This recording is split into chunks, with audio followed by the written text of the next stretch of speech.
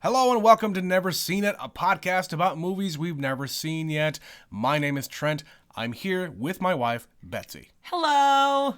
So today, we're going back to 2003. Indeed we are, Trent. And we're going to, what do they call it? Jack in? Jack in? Jack into the Matrix, baby. Oh, God. Yeah. We're going to watch Matrix Revolutions. That is the third one. Which is the third one. Betsy, why are we watching the third one out of a trilogy? Because your wife has seen but the first two, and there's a fourth one because this is the trilogy that's no longer a trilogy. It's true. They just had to make another one. They did. So but I've only seen two. Right, so if we're going to watch the fourth one, we're going to need to both watch the third one. Now, I've seen all three. You have. And I really want to watch 4.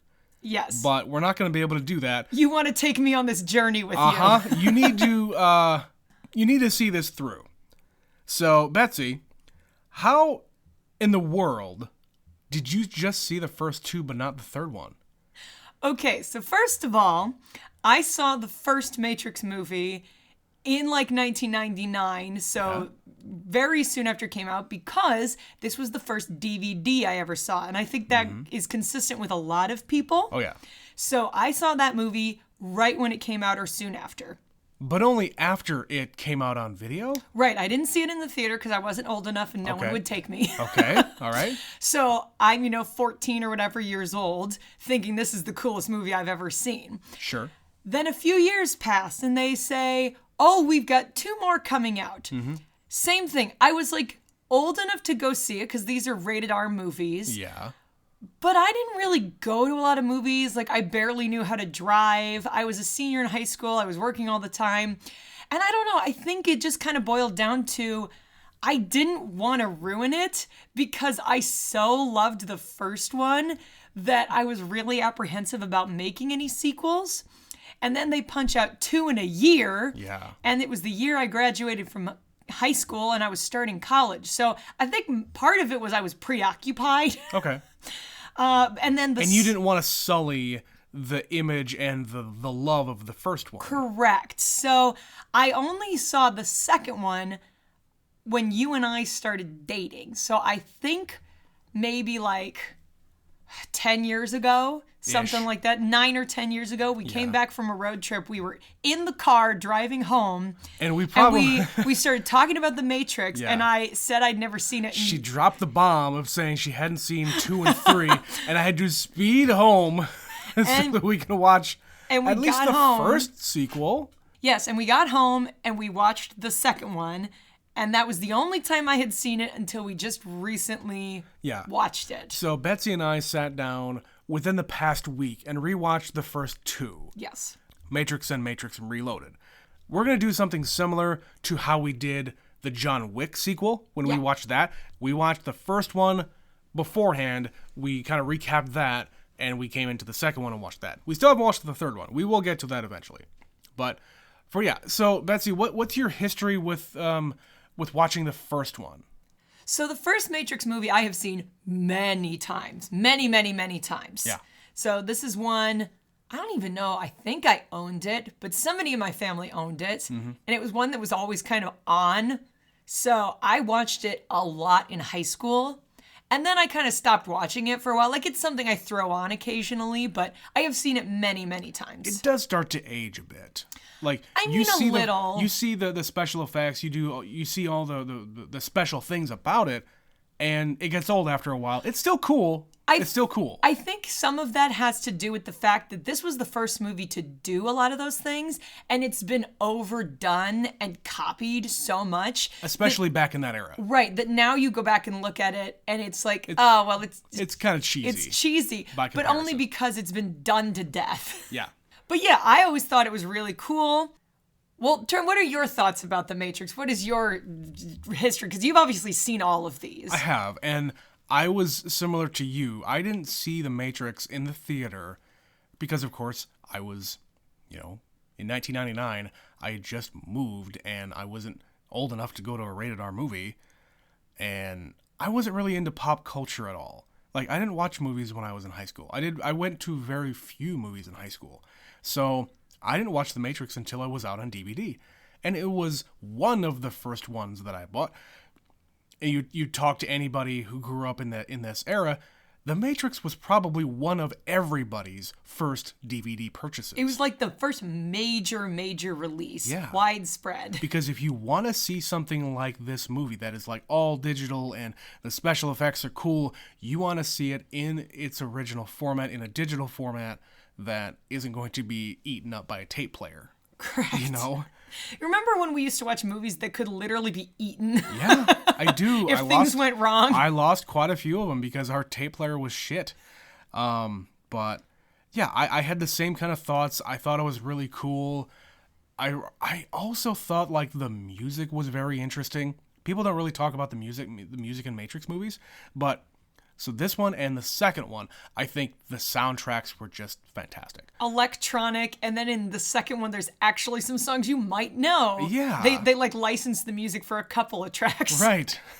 Everything else is very low budget electronic stuff. Yeah. And of course, at the end of the movies, I think there's always like a Rage Against the Machine song. Because it's funny because of what the movies are about. Putting my finger on my nose. Anyway, so yeah, I enjoyed it. I was never like a fanatic about them. Like, Betsy and I have never seen the Animatrix. No.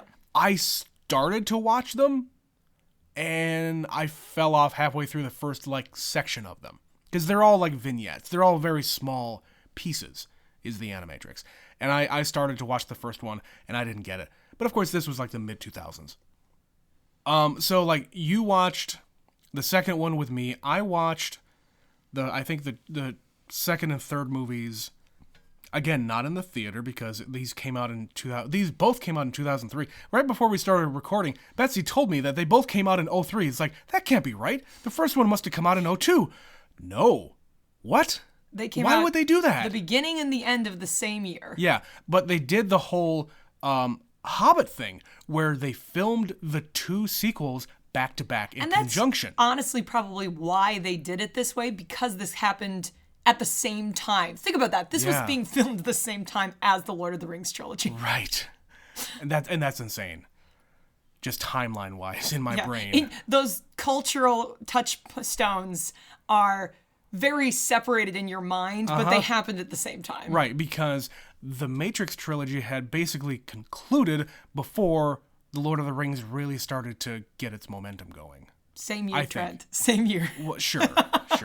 But of course they do that to, save money because you have the crew on set. It's the same crew doing both movies at the same time. I think the Lord of the Rings people knew going in that they were going to do all of them at the same time, just simply for that reason.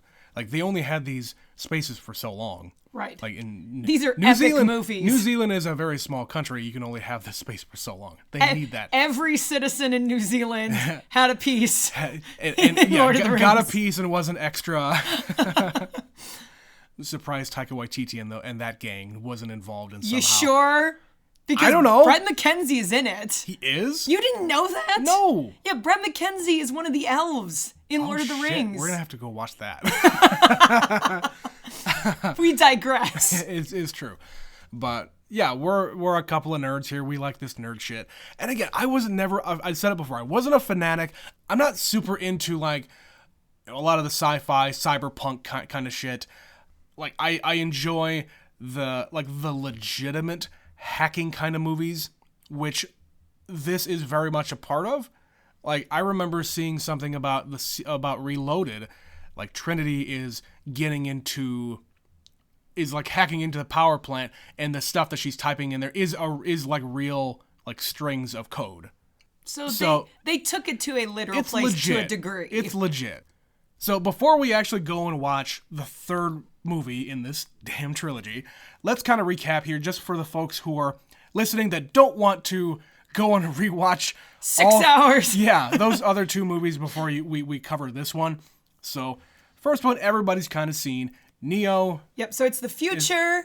The AI have taken over the planet. Yeah. And humans are batteries. Yeah, and they live in a computer world. Yeah, humans actually are still alive way in the future. We have no idea what actual year it is.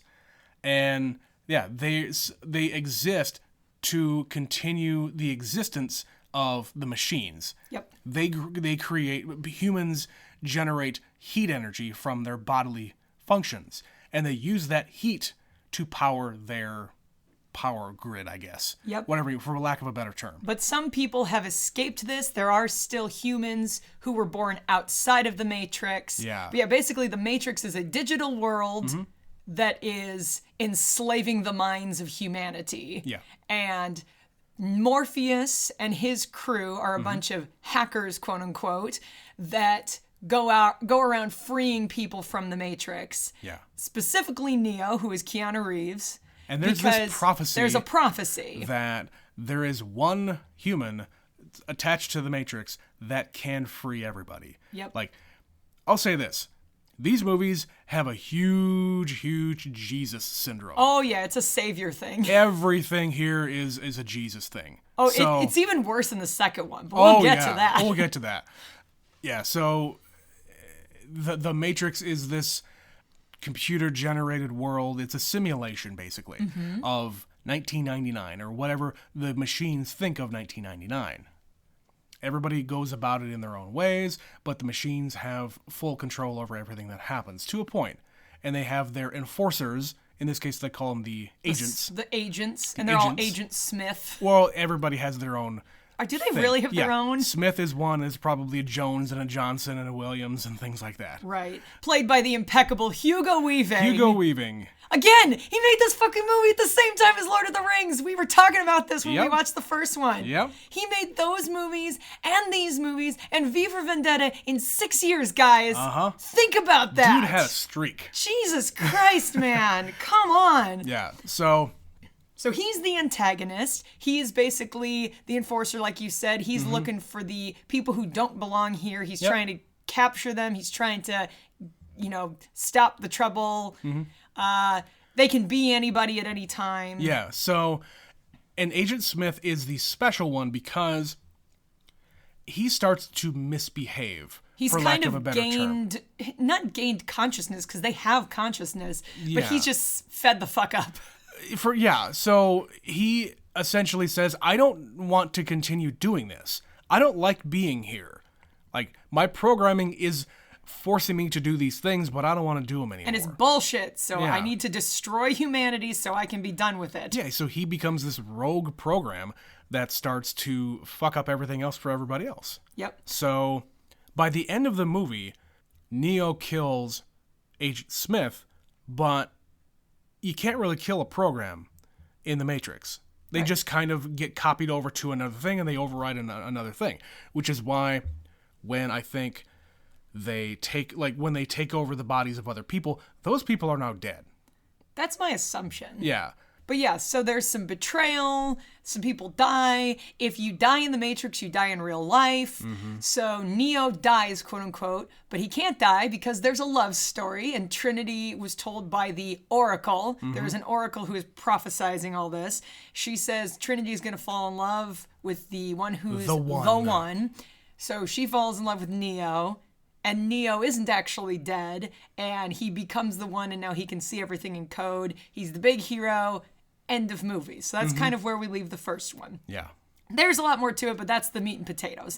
There's some cool action sequences, some really iconic things that people have seen. Bullet time. In the second one, the thing they talk about in the first one is Zion. There's a human city. There's one human city remaining deep inside the Earth's core where it's still warm because they've scorched the planet. There's nothing left on the surface. Yeah. So we get a little more about Zion. We get some more about the living humans who are there. Neo and Trinity fuck like rabbits. Well, there's a giant fucking orgy happening. It's like a dance party. Everyone's getting sweaty and kissing and sexing. Yeah. Yep. And then we find out, we kind of get more of the logistics of computer programming in this one. So kind of explaining how hacking works and how programming works to a novice. Yeah. So we find out the Oracle is part of the program. Yeah. She's not a human. She is actually programmed. We find out that there's all these back doors, which is a programming thing where you can actually access files and different things a different way. Right. It's how programmers and engineers, like network engineers, create things for themselves, but nobody else who is unaware of these things can see them. Yep. Like, if you don't know what you're looking for a back door, you're not going to find them. Right. And in the movie, they demonstrate it as literal doors. Yeah. And they can track people when they're in the Matrix, all the people outside of the Matrix. Yeah. And when they go through these doors, they disappear. Yep. So you can't track them anymore.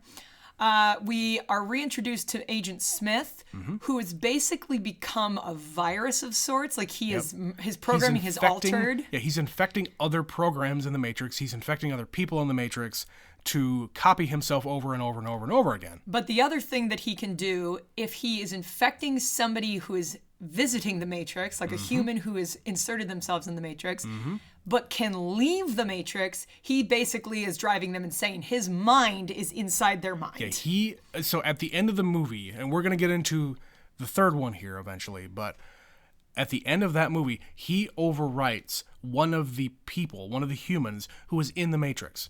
So he overwrites their mind and then leaves the Matrix, and he is still in that person's actual mind. The other guy's name is Bane, by the way.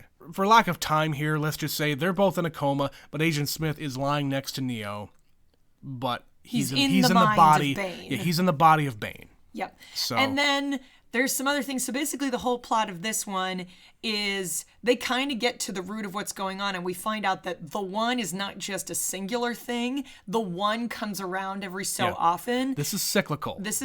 So the one is actually part of the programming of the Matrix because it's part of the free will. Yeah. Otherwise, humans don't accept the program. Yep. So every so often, the one comes around, makes a decision, they wipe the slate clean of humans, and they start again. Yep. And so then the city gets destroyed. They've destroyed it many times. So we kind of find out more about this world and what the point is. And Trinity almost dies, but then Neo saves her. Same thing. He's like, nope, I love you too damn much. There's some cool action sequences. Like the highway scene is the thing everybody talks about. Yeah, and the highway sequence is... I watched the little featurette extras on that, and that's just... They built a real highway system. It's 1.5 miles long. It's real concrete, real cars, real everything. Out in the middle of California somewhere. Because they couldn't actually take over a real intersection or an interchange. It would be too difficult. They were scouting for locations forever. And they were going to they found one location in Ohio that was like already doing construction. It was already going to be closed. But they didn't let them do everything that they wanted to do. So they said, fuck it, we'll just build our own. And a little bit of extra trivia on that, the building supplies and everything that went into that was all broken down and donated to build low-cost housing in Mexico. Cool. That had never happened before. Where like a set and like the materials from a Hollywood set was donated to another place for humanitarian aid. That was awesome. That's really cool. And part of that stretch of highway still exists. It does, yes. So they built 1 mile of highway for that. Yeah. A mile. 1.5 miles. Mile and a half, excuse me. And then there's some other things like there's this, what do they call them? The Sentinels? Those drone things that seek them out. Yeah, so in the real world, we get a lot more of the big ships, like hovercraft. Yep. The different captains and the different groups. Yeah. And like Morpheus is the captain of the Nebuchadnezzar, which a lot of this is very biblical as well. Oh, yes. Yes. Well, and there's also a ship called the Hammer, which is, I just read this today, is actually a reference to Thor's hammer. Oh, God. In the fiction, it's actually Mjolnir. Mjolnir. Or whatever it's called. Jonathan? Yeah. I think it's Jonathan. And the thing I was touching on earlier about the biblical stuff. So Neo is literally wearing like a priest's robe. Like if you think of like really like, I think like European, like solid black, high collar, long coat. That is what he wears half the time in the Matrix. Yeah. So there's a lot of that stuff in here.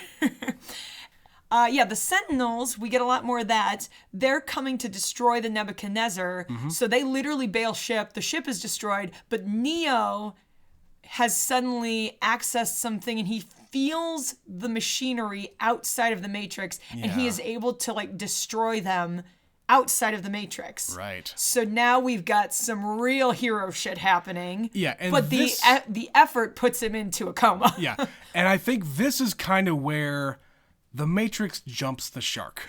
This is where, Trent? This is where it really does that because, yeah, I won't go into more of that, but I think this is where a lot of people have problems with The Matrix. Okay. And like the third sequel here, Revolutions, is the lowest rated by far of all three movies.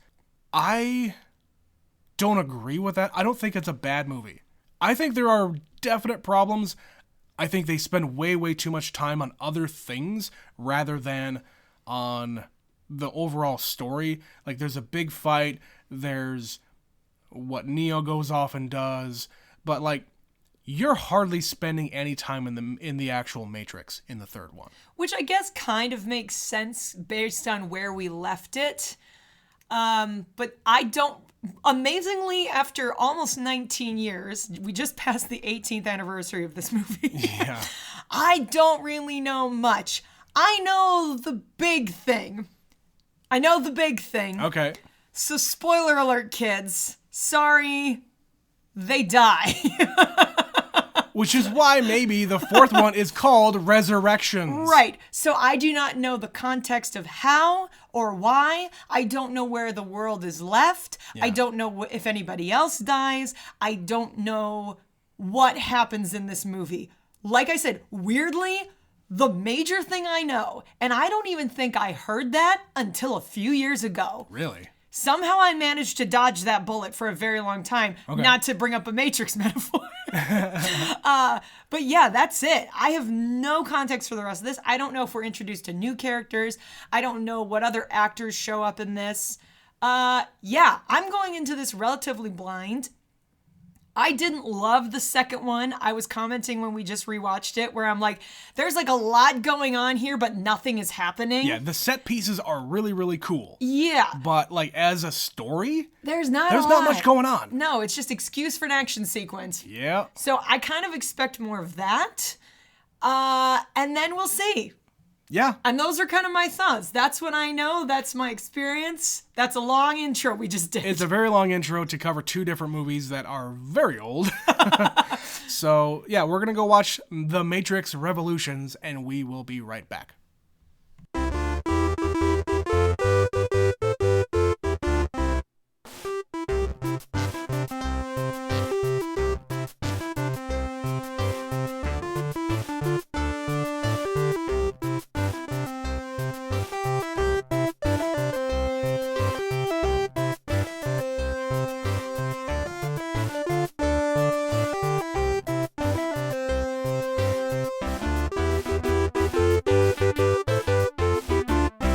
And we are back. Betsy, the stunning conclusion of the Matrix trilogy. The conclusion for now. For now. What'd you think? I actually liked this one better than the last one. Really? Yes, I did. And I don't know if it's because most people want the cool part of the Matrix, which is in the Matrix, and that's why they're disappointed with this one. Yep.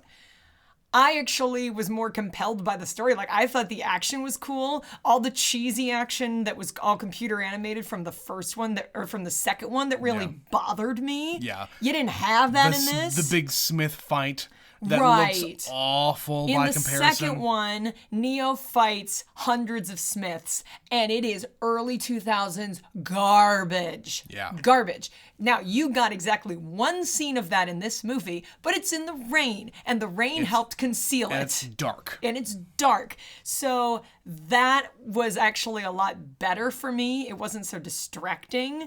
Okay. And yeah, I was getting invested. All right. I liked this one better than the other one. There, I said it. Do I think it is a good conclusion?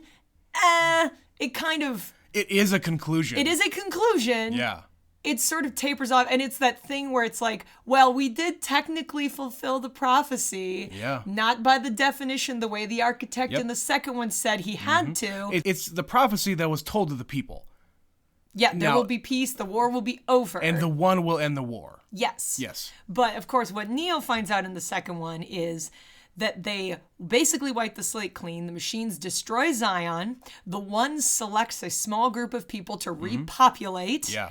And then the one dies. Yeah. And that's the end of that. So they sort of did that where The one died.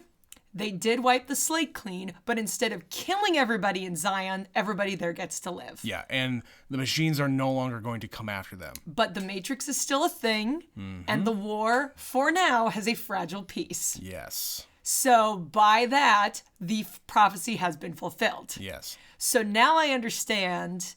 I kind of assumed, based on the little I've seen about the trailers for this new one, that the Matrix still existed. Yeah. And so I was not surprised at the end of this that the Matrix is still a thing. But the war is over. Yeah, and anybody who wants out can get out. Yes. He'll set him loose. Yep. Yeah. And of course, there's some changes that had to happen in this. So, like, there's a new actress playing the Oracle because, of course, while they were filming the second one, she passed away. Yeah. So she actually died before the second one got released. But she has a significant role in this one, so they recast her. Yes, and they do address it. Yes. I was kind of surprised that they would have done such a thing. You know, most of the time when there is a casting change, because there has to be, they don't really address it. They just saying, "Hi, Mr. Person. Hi, Mrs. Person. You're the new person. I'm going to address you by name to introduce you to the audience, and then we're never going to talk about it again." Or like in Iron Man 2 when Don Cheadle shows up instead of what's his butt. And there's a very says, subtle nod. Yes, saying, it's yes, me. I'm here. Get over it. Let's move on. Yep. Yeah, so they literally call attention to it. Or you could have gone the crazy ex-girlfriend route. Oh, yes. And recast the role because the other guy was busy doing other things on Broadway. And they acknowledge And they acknowledge it so big. They break the They fourth have a wall. whole fucking song about it. Right, but they like write it into the script. Yeah. So they kind of do that here. They sort of give it an excuse. Like everybody's like, "You're not the Oracle," and they're like, she's like, "Yeah, I made Who are choices. you?" I made choices, and now my appearance is different." Right. I had to do this. This is all a part of it. Okay, let's move on. So they sort of give you a reason. It kind of seems like she just has to conceal her own identity from time to time. And I like the look that Morpheus and Trinity give each other after they're introduced to her. Yes. They look at each other. It's like, this isn't. Who's this bitch? Who is this? Like, what? Why did Seraph bring us here? Yeah. So they draw minor attention to it, and then we move on. Yeah. And that's okay. Yeah, and that was fine. Yep. The beginning was a little bit shaky for me, but once we kind of got the groove, when we got into, okay, here's the main plot and here's what we're going to do. Because like you said, the end of the movie of the last one, Neo's in kind of a coma. Yeah. So the beginning of this movie is trying to figure out what that's about. And they're reading his brain waves, and they're similar to somebody who's in the Matrix, but he's not actually in the Matrix. He's in a place between the real world and the Matrix. He's in limbo. He's in limbo. And he just sort of ended up there, and nobody gives an explanation as to how. Neo got Wi-Fi. He doesn't need to be hardwired anymore. Right, but literally nobody has an explanation as to how he got there, Nope. and they don't address it. They're just like, he's there now. Now, my question is, how do they get him out? Now, when he gets out, he's in the chair and he's jacked in. Yeah. So, did they just bring his lifeless body over to Correct. the chair? That is what they hook did. him up and then get him out that way? Yes. That's the only thing I can suggest. Yes, but it still doesn't really explain what that room is. And of course, No. there's somebody in that room, and they Yeah. explain, it's again more programming things. So there's Yeah. there's people there, but they're actually programs. And one of them is a guy you see very briefly in the second one. Yeah, I pointed him out when we were watching the second one. Yep. He was leaving the Merovingian. Neo catches his eye Yep. as he's leaving. And if you didn't see that moment, it's like a second that guy is on screen. Right. And then, of course, the Merovingian is this figure who allows what programs get in and out. And it was just kind of weird because it's like, is he the villain of this piece? Who is the villain in Sure. this? And I feel like the Merovingian and the train station and the train man, it seems to me like these are engineering terms, they're engineering tropes that I don't understand because I'm not a software engineer. I guess. It's the only thing I can think of. You're not a programmer. And I will say this, the Wachowskis are fucking brilliant. They are super tech nerds. They love video games. They love anime, which at the end of the movie, we'll get into that. That scene is all the way anime. They're super nerds, so things like this may go over the audience's head, but you don't need to have the technical explanation of what's happening.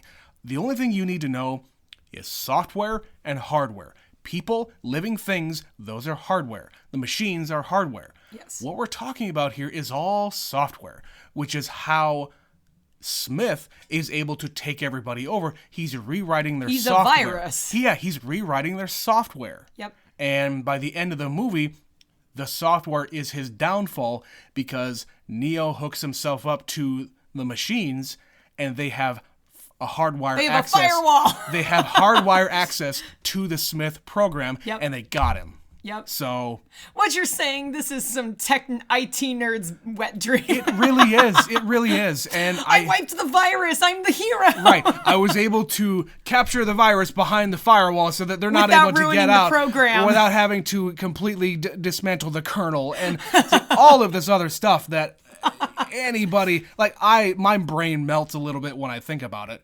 Yeah. And I especially back in this day, in like 2004 when I first saw this, I was kind of into computers and You were going to school for it. I was going to school for it, so I was a little bit into it, but I decided after I got into it, it's like, oh shit, this is way too hard for me. You got enough that you can tinker. Yes. Most of the stuff that I know is I'm all self-taught. Yeah, you don't code. There's no programming involved. No. It's You like- can't design something and say, I want this to jump, and it will jump. Yeah, exactly. I can't do that. Yeah. Nope. But yeah, so the movie just kind of starts out a little bit slow, and it's like, okay, Neo's in this limbo. Yeah. The Bane guy, who is now actually Smith, is also in a coma. And they have to go into the Matrix to get Neo, but he's not in the Matrix, so they go to see the Merovingian in his leather daddy sex dungeon. Yep. Imagine, I wrote this, imagine being an extra in that scene. Yeah. Would you like to be a gimp? Would you like to wear some leather straps? Perhaps a harness? What would you like to do today? We could just put a whole leather mask over the top of you so your face isn't in it. Is that okay? Okay. We won't give you a credit, but we'll pay you. Yeah. So yeah, it starts out weird, and they basically threaten the Merovingian to let Neo out of this place, and they get him, and then we don't talk about that anymore. Pretty much. They get Neo out. He says, I need time. And he fucks off to go and meditate for a while, to think about what he needs to do. And then he has these visions of these power lines. Well, and before that, he... on the surface of everything, all he's seeing is these visions of what he needs to do. Right, he started having those visions when he's in the train station. Yes. And before he leaves the Matrix, he goes to see the Oracle. Yeah. And basically, tells her, you need to tell me, you need to tell me, you need to tell me. Yep. And so she does. But again, it's just all kind of mumbo jumbo for us. Yeah. But yeah, he gets out, and then we're out of the Matrix for pretty much the majority of the rest of the movie. Yeah. There is no Matrix scenes until Neo goes back to fight. Yep. So. And outside of the Matrix, we're still in this war thing where the machines, the Sentinels, they're coming to destroy Zion. And they've basically got less than a day. Yeah. So we've got that. We've got the ships. There's a couple of ships still out of the city. Yeah. So like, what's Niobe? Yeah, Niobe. Niobe. So who's played by Jada Pinkett Smith. Her ship. There's some captain we've never seen before with his ship, and they have picked up the crew of the Nebuchadnezzar because that ship is now down. Correct. Okay. But yeah, so there's the scene. I have to go back a second because there's kind of a lot of things happening all at once here. Mm-hmm. So when Neo goes to see the Oracle, she's talking about how Smith is basically the dark side to his light side, to Neo being the good and him being the bad. Yeah. And she's talking about the balance of the equation. Mm-hmm. While she's doing this, she's wearing yin-yang earrings. Did you notice that? Oh, yes. They're just like beating you over the head with Oh, it. yes. There's no subtlety here, guys. No. So she gives a big speech about balance, bringing balance to the Force. Pretty much. And she says it. Like, the architect was put in place to balance the equation. When he first created the original Matrix, it was perfect, but everybody was rejecting it because they weren't giving any kind of choice. In subsequent versions of the Matrix, he got better at it, and she is put in place to unbalance everything, to make the cycle continue to recycle. Yep. That's her purpose. So she's bringing in Neo and helping him out, and the choice that she makes is basically not necessarily just to help Neo, because she's always meant to help Neo. Her choice is to bring the cycle to a close. The cycle of the one goes to the source to pick starts it again. To have everything recycle and start over again. She chooses to stop that because we finally gotten the one that is able to actually accomplish all these goals. And I think it's because the machines are so preoccupied with Smith taking over the Matrix. Like, he's gotten completely out of control and they can't stop it. Right. So they need Neo's help in order to stop that portion of it. And in return, we get whatever the end of the movie is. Right. And is my assumption by the end of the movie that everyone in the Matrix is Smith? Seems like it. Because that's kind of what they indicate. Seems like it, yeah. But yeah, so after Neo meets the Oracle and they get out of there, the Bane guy, which again, Bane, like the bane of your existence, like, come on. So Smith Bane wakes up from his coma and they question him. And I love when actors have to portray a different actor's character. And this guy's actually pretty good at it. Yeah. He's got he looks sort of similar. So I'm sure that was a small casting choice where they picked someone who vaguely looked like Hugo Weaving. Yeah. It's Hugo Weaving with a goatee. That's what makes people evil, right? Basically. And he has the voice. He's like the Mr. Anderson. The intonation of his voice, yes. Yeah. And he's even got like the jaw movements and everything else about him just down. Yeah, he spent a lot of time watching impression. Hugo Weaving. Yeah. Because he's very convincing. Yeah. And of course, nobody around understands that this is Smith. Yeah. They're just like, what the fuck is wrong How with could this guy? how could that possibly happen? Yep.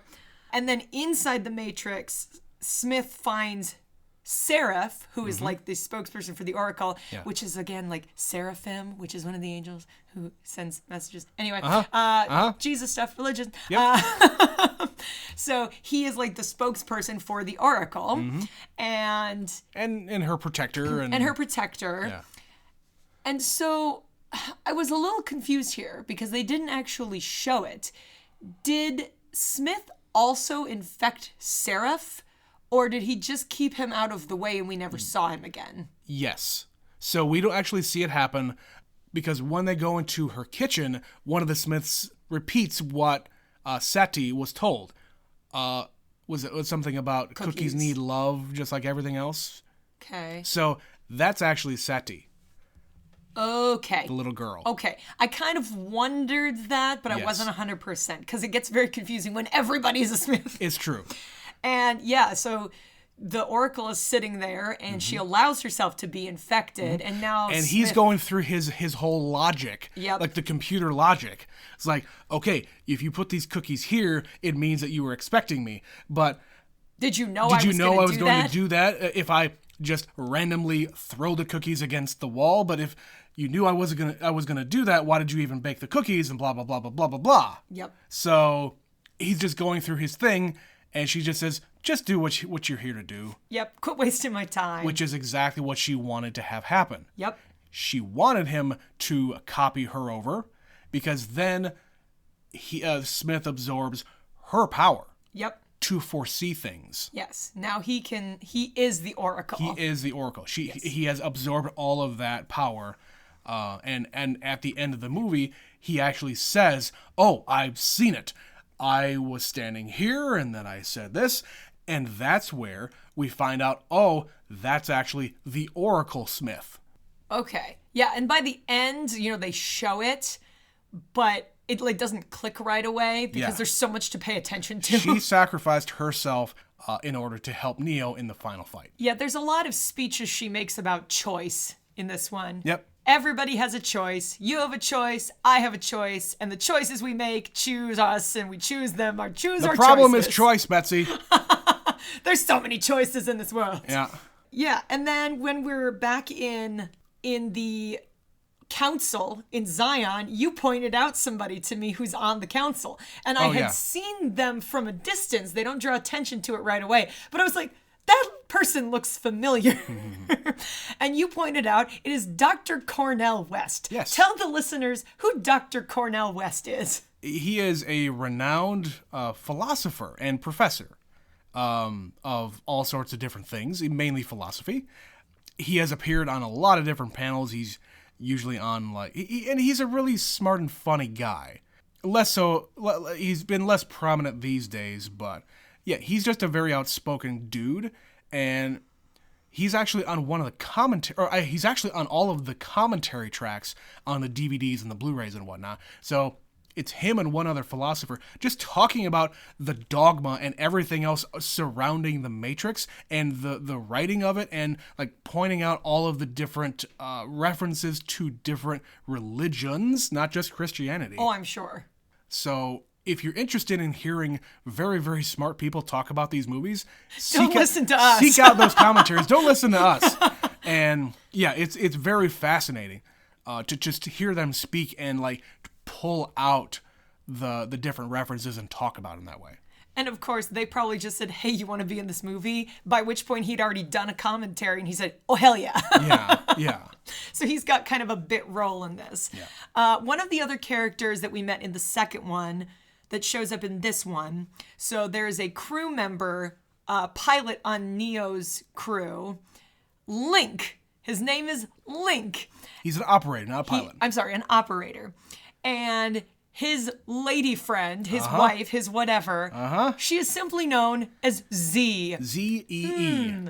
Link and Z. And a lady with the first initial Z, huh? What could we be referencing there, Trent? As I said before, the Wachowskis are fucking nerds. And it is Link and Zelda from The Legend of Zelda, the Nintendo characters. Of course. Yeah. Of course. Well, and you pointed out something interesting to me from the second one. When she first shows up, you said, what other actress from the early 2000s could play this part? Yeah. And I didn't really have an answer. What young African-American lady who was an up-and-comer in the acting world would have also fit this role? But she sadly passed away. It was Aaliyah. Yeah, Aaliyah was originally intended for the role of Z. Yep. Yeah. Go figure. And I could see that. Like, I could see her in this role just based on the little I've watched her acting before this. Yeah. But yeah, she had already made it in music. She was cracking into Hollywood. And Yep, she had a bright future. yeah, it's a bummer, but I get it. I could see her playing that part. Yeah. That would have been interesting. So basically you said Neo kind of has to think on some things. He's having these visions, and basically he is determined that he needs to go to the Machine City. He has to go to the source. Correct. And Niobe gives him her ship. But meanwhile, Smith fully just goes nuts and kills the doctor and smuggles himself onto the other ship. So when Trinity goes with Neo on one ship to the Machine City, he is on the ship with them. Bane smuggles aboard to help foil Neo and Trinity's journey to the Machine City.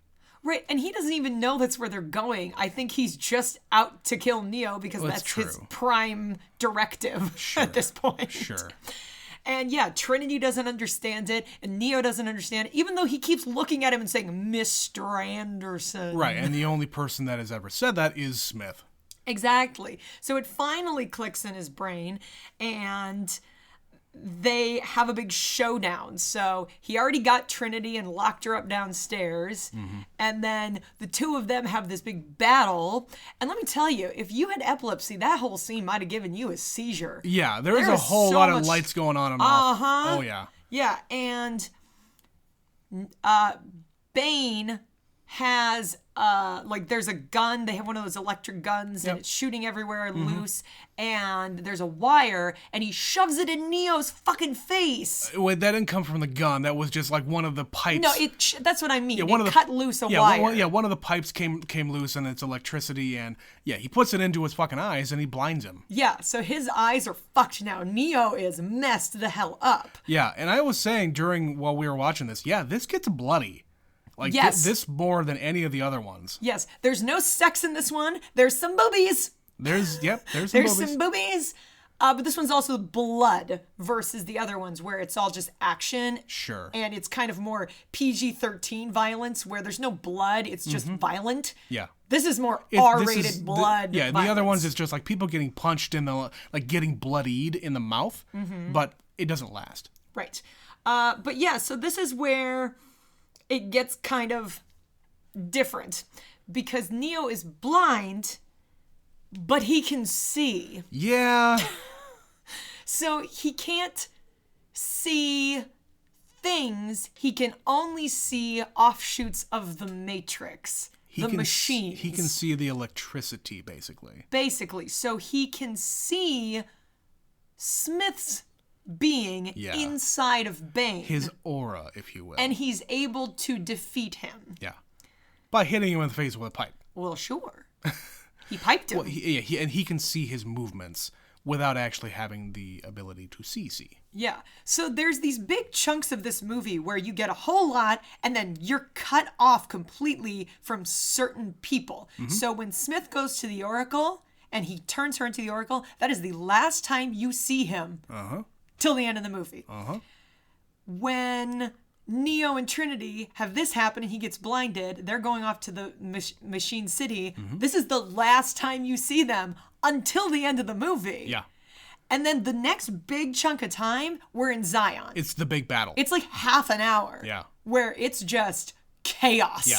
And I think I mentioned it while we were watching it. We paused it to talk about something. And this movie just cooks. Yes. Like we were already it's only halfway. Like 2 hours. Yeah, we were already halfway done. Like we were an hour in when we paused it. It's like, holy shit, there's a lot that happens here. Like I said, so the second one, there's a lot that goes on and nothing happens. Yeah. This one, everything is going on and everything is happening. Yes. But I can follow this better and it has meaning. The other one's just a big action movie. This is, we're going to conclude with some this is story. The actual meat of the story. Yes. We are going to end this fucker. Yes. This is very, very, very much an Act 3. Absolutely. Yeah. Absolutely. So yeah, we get a big action sequence in Zion where the Sentinels are drilling into the city. Yep. People are shooting guns everywhere and trying to blow things up, and there are millions of these fuckers. Yeah. Oh my god. And this is only wave 1. Yeah. And it's wave after wave. It starts like a little bit, but when they come, it's just like, what the fuck? Yeah. It's overwhelming. Yeah. And to watch it, it's amazing. Like, it's a very intense action sequence. Because when you think about the first sequel, the second movie, the CG in that, not great. No. But maybe they were able to get enough time to get the tech down. Like they rushed the second one? Well, and the CG in that one is mainly people. Yeah. It's a lot easier to do machines like these squiddy things, the Sentinels. It's a lot easier to do that than make real people look realistic. Now, while we're on that topic, just because it's relevant, Okay. That is true for 2003, but 2021, 2022, Oh, sure, yeah. things are a lot different. You should talk about that new Matrix thing that just came out. What was that for? So there is a tech demo, is what they're calling it.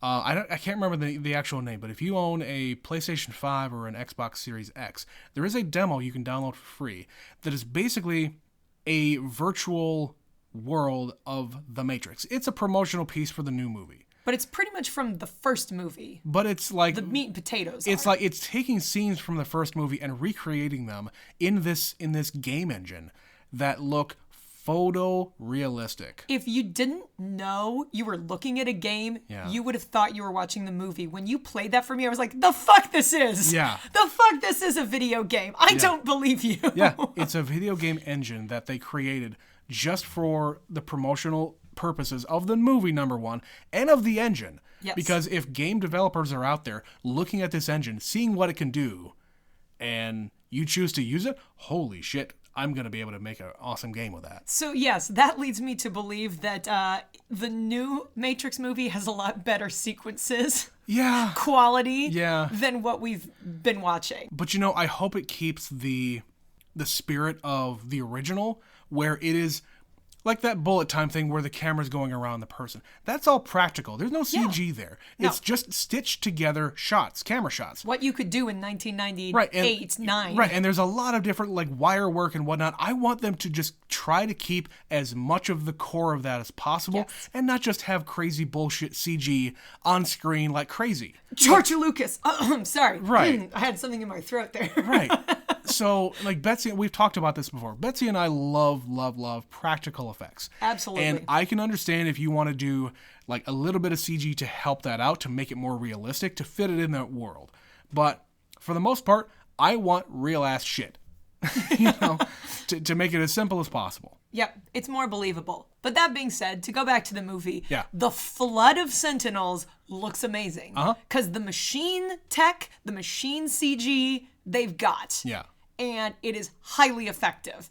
And it is absolutely like you're getting engrossed in this and you're looking at a losing battle. Right. They are going to lose. There's no way they're going to win this. Yeah. And the only reason they do is because Niobe is a really kick-ass pilot and she Right. manages to get their ship back Yeah. to the And- city in time. And normally in Zion at the dock, they have ships there for just this occasion. In case there is an invasion, they have the EMP thing, where if there's a whole lot of Sentinels coming in or the machines are attacking, they have the EMP. They can shut down all the other stuff in the area and blow the EMP and save everything. They don't have any ships there because they're all off doing other things. I was And there's a gonna lot of say- ships that are already just gone. Yeah, what happened to all the ships? Because at the end of the last movie, they were trying to get them all in the same place. Yeah. So I refresh my memory They were there. all fueling up in the beginning of the second movie. They all came back to Zion to basically refuel and prepare themselves for This the battle. the coming battle, Okay. because they need to go out and scout Okay. just to see what's going on. Because they have some kind of tech, I'm sure, to find out where everybody's digging, but they need to go out and actually see where everything's coming in from, and like estimate the amount of Sentinels coming after them. And that's how they say in the second movie, there is one Sentinel for every man, woman, and child of Zion, Okay. like hundreds of thousands. Okay. So all the ships are just out there somewhere? Yeah. Okay. That just wasn't very well explained because It they wasn't. spent a lot of time in the second one saying, "We need these ships, we need these ships." Yeah. And then in this one they're like, "They can't know we don't have an EMP because the EMPs are all on the ships." Uh-huh. So where are the fucking ships? Yeah. And the only reason that anything stops in the first wave is because they arrive back in time to To blow it. blow the EMP. Yeah. Yeah, that was a little poorly explained in my opinion. Eh. But of course, that's just the first wave, and very quickly the next wave is coming. Yeah, they clear everything out. Let's fall back to off the dock, because that was basically the first area where all the ships come in, but that's not where people live. No, there's layers to this Yeah, place. there's another layer below that, and that's why the diggers are there. And when I first saw this movie, I thought the thing that impressed me the most wasn't necessarily just the machine, the Sentinel stuff. It was the diggers. Those things looked cool. Oh, the And big ones, the yeah, big machines. the ones that get up on their legs. Yeah. And like it's like Drill. it's like a big drill dick. Yep. And it's just and it's just going to town trying to get down into the next layer. Yeah, they just keep digging. They literally get through the first, which is in the ceiling, drop a couple 100 feet, hit the ground, get back up and start drilling again. Exactly. Because this facility goes way underground and it's huge. And the EMP did not disable one of them. Yep. And the Sentinels in the second group came in and reactivated it. Yep, all they have to do is fix it.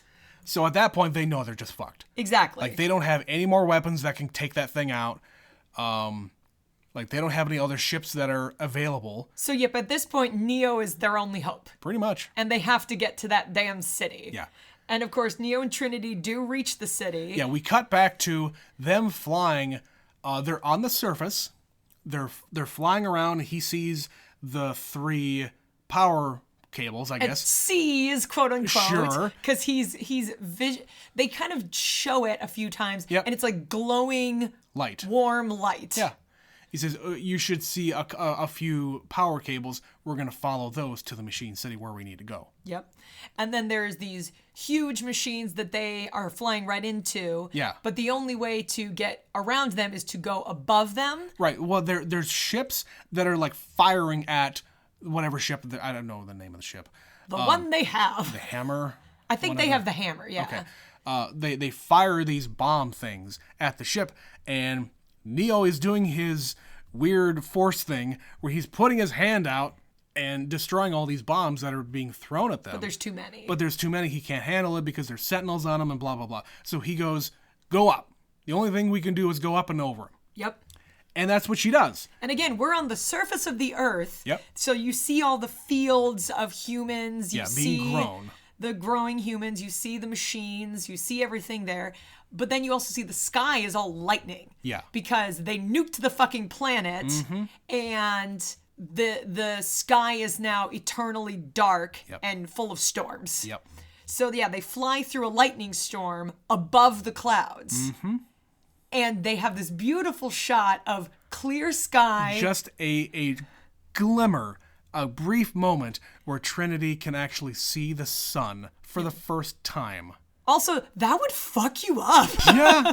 If you are a human being who's never been in sunlight, Yeah. that would just been like crusting over her retinas. Yeah, probably. But I commented, she is the only living human to see the sun. Yes. Because it's been like this for hundreds of years. Yeah. Yeah. It's quite a moment, and it's only on screen for a split second. And it's just her. And it's just her. Because Neo's blind. Neo can't see it. But then as they're going down, there's also a shot. There's a moon too. Yep, you the can see moon the is moon. there. Yeah. Yeah. But of course, the electrical storm takes out their ship. Yep. And so on their way down, they're basically crashing, and they have to restart it. They're trying to restart it, and she does, but it's too late. Yep. They crash basically right into the building that they're trying to get to. Yep. So they crash land, and Trinity gets all fucked up. Stabbed! Yeah. So many. There's a lot of metal, and it's all through her body. Yep. She's dead. Yeah, so again, I said, I know she dies. I don't know the context how, but they're flying a ship with a glass windshield, and it is penetrable. So shit gets through, and it goes through her. Did you notice, maybe it's just me, her death scene, where she's just laying there dying and talking to him, it went on for quite a long time. It did. And I think that might have been like the longest like death scene I've ever seen. The longest serious one, you know, sometimes you get those where it's like a comedy and they keep coming back to life to say more, and then they die, and then they come back to life, and then they die. Yeah. Yeah, this went on It's a a little little too much. long. It's a little much. So here's the thing. Do we actually like this couple? Like, they're so Betsy. they're so very in love, but they're also so stoic the whole movie series Right. that she's just like, I just love you so much. Well, and remember, I finally got to say it, and I regretted saying the other thing before, but now I can tell you I love you because it takes me a while to die when I'm stabbed. and remember in the second one, at the very beginning, they get back to Zion, and they get like they're in the elevator with Link and Morpheus and blah blah blah, and Link and Morpheus go off, and Link says, "All right, leave these guys alone. They've got things to do." As soon as the elevator doors close, they drop everything on the floor and They start get handsy. making out. Making out. But again, that's kind of the only moment like that in this trilogy. Yeah. They're supposed to be in, you know, just absolute head over heels passionate love, but the way they demonstrate it, and maybe that's just because it's the characters, is they have like a I will fight heaven and hell for you They're kind soldiers. of love. They're soldiers. Yeah. Yeah. So it's just kind of that. It's a little bit strange. Like, she's not crying and sad. She's very strong and just like saying what she's thinking. She's resolved. Yeah, it's not emotional. It's almost emotionless, but she's saying exactly what she means from her heart. Absolutely. It's weird. So yeah, it does go on kind of long, but that's just something I thought of. Yeah, I'm with you. It's that thing where it's like, do you love each other though? Because it's a different kind of love that's not always portrayed on screen. Like these two being very strong, not platonic, but soldiers. So yes, Trinity dies, and Neo goes on his merry way to find the whatever he's looking for. They don't really explain. It's very convenient that he ends up finding what he's looking for. Yeah. Yeah. Yeah. So it's this giant machine, and then it spits out all these sentinels. Yeah, so I would call it, let's just call it the Machine Collective, which is basically all of the machines put together, their consciousness. Their sentient being. Yes. Manifested. Exactly. And it's a good word. It manifests a face for Neo to interact with. But yeah, it's a curious concept because it is a machine, but it's all the machines, but the machines are one. And it doesn't know how to communicate. We've never actually seen a machine communicate with anybody. Not in the real world. No. They can communicate within the Matrix. Well, that's why they have the agents. The agents were an extension of the machines. Right. But in reality, they're still only just programs that are programmed to do what they're programmed to do. Yep. There's no consciousness there. This is the real machine consciousness. Mm-hmm. Yeah. Okay. That's how I would interpret it anyway. Neo and the machines have a little chat. Yep. And he basically explains, Smith is out of control. Yep. You can't do anything about it. I'm the only one who can stop him. And the machine is like combative. It's like, we don't need you. We don't need anybody. Mm-hmm. And he says, well, if that's true, then just go ahead and kill me. I know you want to. Yep. But of course, the machine. The machine. The machine. We the machine. They relent and say, yeah, sure. Let's devise a plan to get this done. So we don't see that happening. We don't see them fomenting a plan, but machines think very quickly, Trent. They do. So essentially, they hook Neo up to whatever the Matrix mechanism that they have to get him back into the Matrix. Yep. And when we get back into the Matrix, it is all Smith. Yeah, Smith everywhere. Is lining the street. Yeah. He is in every window of every building. Yep. And it is pouring rain. Mm-hmm. So it's Smith and it is Neo. Yep. And that's it. Yep. This sequence was cool. You think so, huh? This was cool. I liked this one. And like I said, there are a couple of moments where you get the computer animated human thing. Yep. But because it's pouring rain, you hide it a little bit better. Mm-hmm. Did you think this scene is a little too long? No, because in my memory, the scene was actually a lot longer. Okay. When I first saw this movie, I thought the same thing. I thought it went on way too long. Yeah. But now that I'm seeing it in subsequent viewings, it's actually not as long as what I thought. Okay. Because, yeah, when I'm watching it, it's like, we're just gonna keep showing the cool special effects we can do. Pretty much. And all with the rain. Like, right. There's a big explosion where the two of them, hit each other. Right. And there is just this blast of rain where the entire ground level is dry. The big sphere of water disappears and then it just falls down because of the force of everything. Yep. And again, I mentioned it before, this is all fucking anime. I'm not an anime fan. So explain that. I'm not an anime fan. But if you have seen anything, you know that fucking like a Dragon Ball Z or I don't Naruto. I don't fucking know. I don't know any of these things. I've never watched anything. I don't hate them. It's just not my thing. But this whole thing of them like in the air, that's Dragon Ball. I suppose. Hadouken! Like just whatever. That's that stuff. Yeah, of them like fighting in the air and like just flying at each other and then fighting on their way down and up and whatever else. That's all anime. I suppose, and the rain does give you that effect of, how in anime, there's always like lights and movement around them. Sure. Demonstrating like the force of them moving The through movement. the air. The movement. So the rain gives you that. It has to be visualized. Yeah. But yeah, so they have this big fight, and Smith keeps saying, I've seen it, I'm gonna win. And of course, like you said, this is actually specifically the Oracle version of Smith, because she's the most powerful person he's taken over. Yeah. So that would make sense that that's the one that's kind of running the show. Yeah. And so they fight and they fight and they fight, and he's about to win.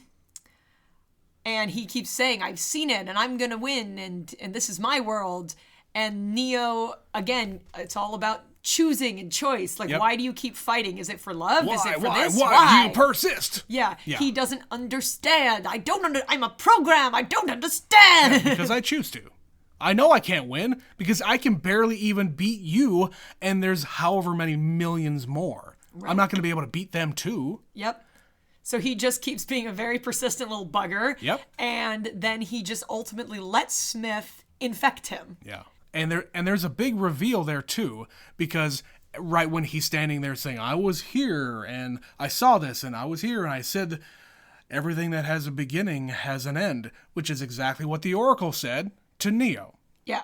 So that's basically the little tiny reveal saying, oh, that's actually the Oracle. Because then he gets confused. Yeah. Because he's like, I didn't say that. Right. Wait, like, who am I? What's happening? Well, he also said Neo. Yeah. The quote was, everything that has a beginning has an end, Neo. Oh. He never calls him Neo. He calls him Mr. Anderson. I didn't catch that. Yeah, Okay. Yeah. Okay. So at that point, he gets very, confused and taken aback. He's like, what? Wait, no, stay away from me. Yeah, he goes a little nutso. Yeah. And then the only thing he knows how to do is to try to copy over Neo. Yep. And that's what he does. Which, I always like this little touch. So everything is wet. This is probably the wettest scene I've ever seen in a movie. Certainly one of them. Yeah. So as soon as he is copying over Neo and it turns into a new Smith, the new Smith is dry.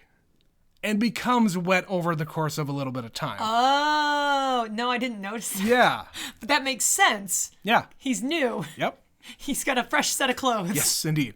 But yeah, he copies over Neo, and at that point, Neo in the real world is hardwired to the Matrix, and the machines can just completely take over the Smith program and wipe it out. Yep. Completely clean it they from the Matrix. They have identified the problem, Yep. and we're going to clear your computer. They have isolated it and can identify what this program looks like and just delete it from the Matrix like that. Yep. But of course, by doing that, they kill Neo, because the whole thing is if you die in the Matrix, you die in real life. Yes. So Neo's dead. He gets zappity zapped, and then all of the rest of the Smiths go with him. Yeah. And when he's gone, the Oracle is left lying there. Yes. So because she wasn't a human. Yeah, that's true. She is a program. But at the end of the movie, we get a scene where she's there again. So, oh boy, this scene. What do you have to say about this scene? So, Trinity's dead. Neo's dead. They have a big celebration in Zion because all of the machines leave and they have established peace and the war is over. Yeah, so the prophecy is fulfilled. And we have no wrap-up scene with the people. Nope, they just in have a Zion. big. Yay! Woo, it's the end. It's we're the done. end of the third Star Wars movie. Yay! Pretty much. And we get Yub nub. Yeah, we get this scene with the architect walking up. Yep. And this is, of course, after we get the little black cat thing, the deja vu. Yep. And they sort of reset the Matrix. Yeah, and Sati is there. They completely reset the Matrix back to what it was without any people in it. Yep. The architect shows up, and the Oracle sitting there on the bench, and Sati comes there and looks up, and the Oracle asks about the sunrise. It's like, hey, did you do that? Yeah, I did it for Neo. It's like, okay, who are all you people? What is your purpose? What is your program? Yeah, what is Sati? Like, she was created from these other two programs. I guess. I don't know how that works. What is she? She's a program, but they don't say what she does. They don't. I don't know. Yeah. There's a lot of loose ends in this. We get the line, or the little girl says, will we ever see Neo again? Oh, I wrote it down. Hold on. Okay, you Hold read on. it. So yeah, she says, will we ever see him again? And the Oracle says, I expect so. Someday. That someday is 2021, ladies and gentlemen. So when I first saw this movie and I saw that moment, it's like, okay, I could maybe go for another Matrix movie in like 5 years. It's almost 20 years later. They certainly leave it open-ended, but you do have to try to figure out, like, how do you accomplish it? Yeah. Because will we see Neo again? Well, he looks real dead at the end of this one, but that hasn't stopped people before. Yeah, and again, they've... and he's just sort of flown off with the machines in glowing warm light. Yeah, and like, what do they do from there? So they've introduced the idea that a body and a mind can be overwritten, because Smith was able to do it with Bane. Right. Smith was able to overwrite Bane's mind with his own. So, how do you do that with another body? And I mean, we are at the Machine City and we're at the fields of this stuff. So maybe they just plug him in again. Or maybe they just clone him. That's my assumption. So the only thing I can really think of here is that, okay, we've seen a few of the Matrix Resurrections trailers. Yes. Where they're it's talking... called Resurrections. Yeah. So in the trailers, it's kind of shown that he doesn't really remember a lot. Trinity doesn't really know him when she's introduced. And I know it's all going to be revealed whenever we get to watching it, but I don't know how they do this. I just don't know. I've thought about it. Like, how do you bring this character back to life? He's dead. Is he though, Trent? And it's not necessarily just like the body of Neo, like Keanu Reeves, him being in this movie. You can assign the one to anyone. You can assign Neo to anyone. Why does it have to be Keanu? Why does it have to be Carrie-Anne Moss to do this stuff? I know the character of Morpheus is in the next movie. That's not Larry Fish. Are you really? That's Morpheus. I don't understand. Well, we'll save all this content for the next one. We got a whole other one of these to watch. But yeah, so there were some confusing things in this movie. I think there were some loose ends that they kind of tidied up. There were some other loose ends that they just sort of glossed over. Yeah. It was a little confusing who the real villain of the piece is supposed to be. Messy. It's a little the word messy. I would use. Some of the action sequences didn't need to be there, but they looked cool. Some of them definitely needed to be there and looked amazing. It's a mixed bag. Yeah. But overall, I liked this one better than the second one. Okay. And that's where I will leave it. That's fair. All right, Betsy. So that's about it from this whole thing. I mean, we kind of touched on the first two movies plus this one. I'm intrigued by the next one. And I've heard a mixed bag of those two for the reviews. We'll see. We'll cover what we think about it, what we know about it in the next episode. But, as soon as I heard that they were making another Matrix movie, it's one of the Wachowskis. It is Keanu. It is Carrie-Anne Moss. But that's about it. I think so. I don't think there's a lot of that other... we know of. I don't know if there's a lot of other connections there. We'll see. But, like you said, the Matrix is still a thing. Mm-hmm. It exists in this world. But, like, in what capacity? I don't know. Was, like, Neo just in a coma all this time and he just wakes up from a coma? I don't know. We'll get into that in the next episode, but did you have any other thoughts about this one? No, just that I'm surprised I actually liked it a lot better than I thought I would. All right, well, that being said, let's read a quick email here and get out of here. Going back to our Christmas and holiday movies series. Yeah. This is from Stephanie about Bad Santa, the last one we did. This movie makes me laugh, but yeah, all these people are pretty messed up. I love Lauren Graham and Gilmore Girls. Fun fact, Alex Borstein was originally cast in the Melissa McCarthy role in Gilmore Girls, but couldn't do it, possibly because of Family Guy, and ended up playing an angry harpist in a few episodes. Well, of course, an angry harpist. You have to carry around this 100-pound instrument. You'd be angry too. It's true. And neither of us have ever watched Gilmore Girls. So. No, we've not. But I actually know I don't know the reference. I know what she's talking about. I only in later years found out Melissa McCarthy had been in that. It's that thing of before they were really famous. Like she was a supporting character on this very well-known TV show, but she herself was not famous until Bridesmaids. True. Well, she was also in Mike and Molly before she did Bridesmaids. But again, she didn't become a star until Bridesmaids. You're right. She didn't really... Her shtick kind of got traction. Yeah, like Mike and Molly is like a very schmaltzy, like... CBS sitcom. Like, very by the numbers, not trying to offend anybody. But then you got Melissa McCarthy on screen in Bridesmaids. Holy shit. Speaking of Mike and Molly, the guy from that show is in Bad Santa. Yes, we mentioned that. Finishing up here, overall the movie is not great, but there are a lot of funny parts. It's one of these movies where the plot is super thin, but a lot of the individual scenes work well. Love, superfan, Stephanie. Thanks, Stephanie. Thank you, Stephanie. But yes, Betsy, that's the end of this here Matrix shoe. The OG trilogy is donezo, even though we only watched one of them. Hooray! Hooray! If you want to reach out to us, what did you think about the Matrix movie? We're going to probably watch the next one next. So if you've seen that one, if you've seen the trilogy, tell us what you think about the entire trilogy first, and then maybe wait to email us about the next one until that episode airs. No spoilers for us, no please. spoilers. We don't really want to hear anything until that's all done. That'll probably be next. But yes, reach out to us. The email address is neverseenitpod@gmail.com. Again, neverseenitpod@gmail.com. The Twitter handle is neverseenit_pod. Follow us on there. If you want to support us, click the link in the podcast description. Just throw us some money. And if you don't want to do that, share it with your friends. Put it on your put it on your Facebook wall. Share it on your MySpace page. Retweet, re-tag, whatever you do on the socials. Carrier pigeon. Put it up on your bulletin board in your office if you have an office anymore. Message in a bottle. Yeah. We've been trying to reach you about your car's extended warranty.